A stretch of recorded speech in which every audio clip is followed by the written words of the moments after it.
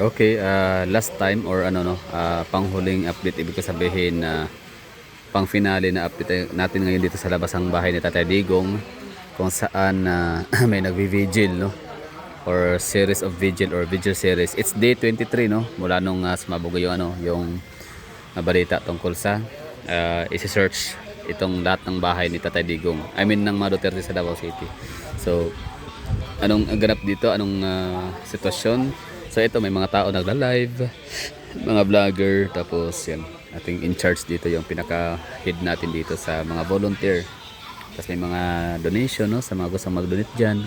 Baka meron kayong kamag-anakan, kakilala ng mga taga Davao City, pwede nyo ibigay ang yung 100 to 100 pesos, ipabili nyo ng candy.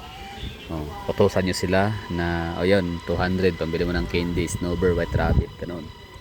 O meron 200, bili mo ng ano, mineral water, dalhin mo doon sa bahay ni Tatay Digong sa labas.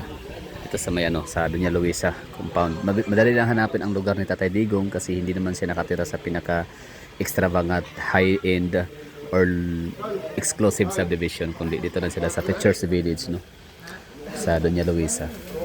Kape, konti na yung kape namin dito.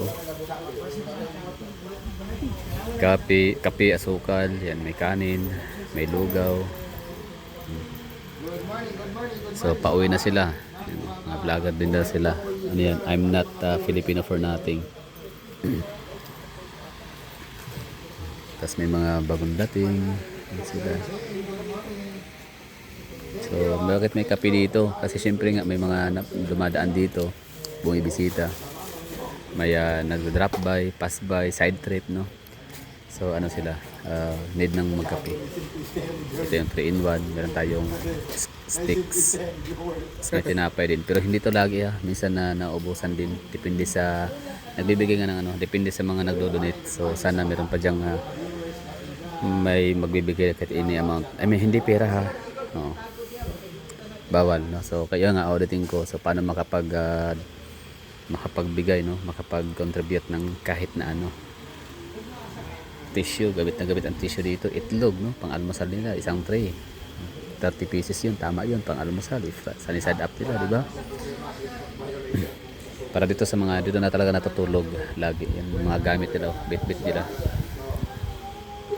And ikot tayo dito, basta yun ha, sa mga magbibigay ng ano, anything, hindi pera ang no, tatanggapin nila dito, kundi pagkain, tubig, kape, biscuits, pang snacks, ganun. Ito volunteer lawyer. Tapos ito yung lugar ng mga live streamer, vlogger. Yan si Padrones vlog sa YouTube channel. So siya yung siya yung talagang pinaka consistent natin dito na live streaming, co-cover. Yan yung entrance area. So pupunta dito mga tao, tapos may logbook, tapos susulat yung pangalan, taga saan, baka para na siya, logbook lang no? Bakit ang purpose nun? Kasi may mga espiya, spy, kunyari nagpapanggap na vlogger, nagpapanggap na supporter, yan pala ay kumukuha na ng update sa pinaka-actual kung marami ba tao, di ba? Yung huli nga nung ako nagpunta, siguro 4 na araw nakalipas na doon sa bahay ni Kong Pulong, may pinalipad na drone. Mga madaling araw yan, alas 2 at mag-aalas 3 ganun. So yun ha, sa mga nagtatanong anong update, so time check, it's 1:52 ng umaga, Linggo, April 6, 2025. So kanina nag-burn out ng matagal daw dito. Hindi ko naman ramdam kasi nasa mall ako noon eh. So may generator ang mall, di ba? May genset. So yan ang itsura dito. May mga folding bed. Tapos iba naman ang itsura to kapag araw. Minsan itutur ko kayo dito. Ibig sabihin na i-vlog natin, i-update natin dito ang lugar kapag araw. Ano itsura? Like araw o tanghali no, na makita natin. Good morning sa ating mga viewers dyan.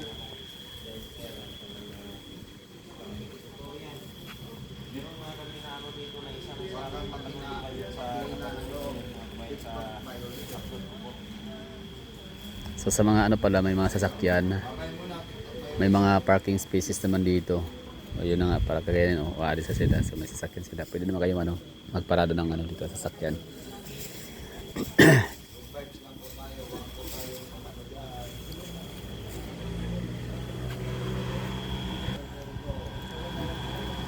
Yun na, bahay ni Tata Digong. Likod nito is Davao City Global Township. May Davao Global Township ang likod.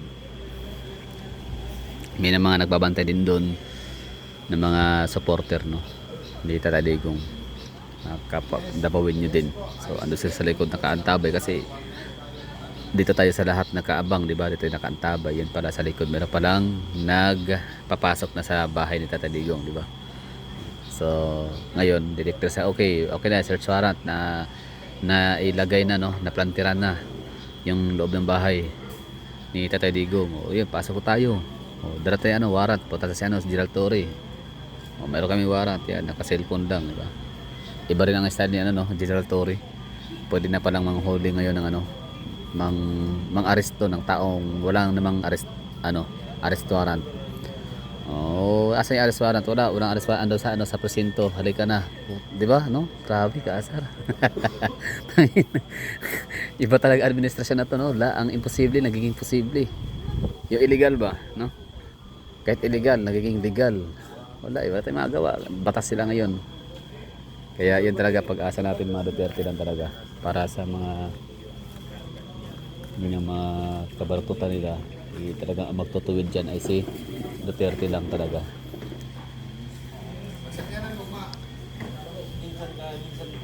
bayan, nakamiss din sa mga ganyan. Yung mga ganun na O nga pala, imbitahan ko kayo hindi pala imbitahan.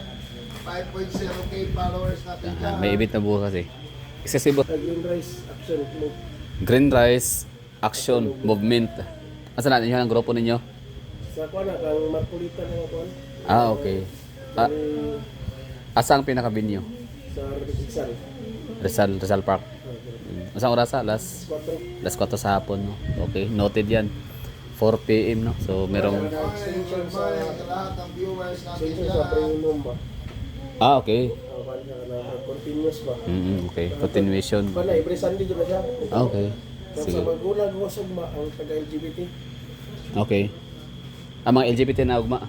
Ang Ang sila ang ilahan ng event ugma sa Green Sila ang Rice. host. Sila ang host. Tapos support lang sa mga kuwan. Marpolita na ba? So noted natin yan ha. Bukas alas 4 ng hapon sa may Rizal Park, sa may City Hall Drive sa Davao City, San Pedro Square. Ini green. Ang pangalan is ha? Ini nga green na soto. Oh, any green, no? So yung mga may damit diyan na naka-green nung birthday ni Tata Digong, pwede yung suotin ulit bukas. So ang pangalan ay Green Rice Action Movement kay Kong Marcolita, no?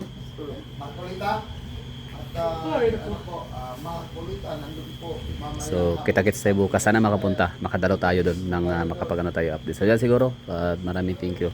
So sana nakapaghatid ng kaunting balita ganap dito. Time check tayo 8 1:50 ng umaga.